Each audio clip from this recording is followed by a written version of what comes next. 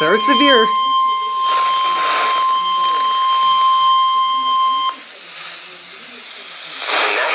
Service in Mount Holly, New Jersey has issued a severe thunderstorm warning for northwestern Camden County in southern New Jersey, southeastern Montgomery County in southeast Pennsylvania, Philadelphia County in southeast Pennsylvania, northwestern Burlington County in southern New Jersey until 11 p.m.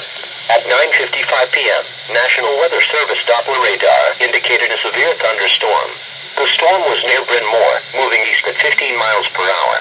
This storm is capable of producing damaging winds in excess of 60 miles per hour.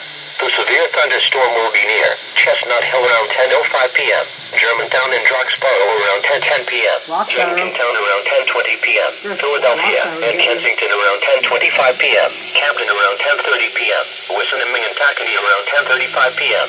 Severe thunderstorms produce winds of more than 57 miles per hour, or hail 1 inch or larger. Frequent cloud-to-ground lightning is occurring with this severe thunderstorm. When thunder roars, move indoors. Remember, if you can hear thunder, you are close enough to be struck by lightning.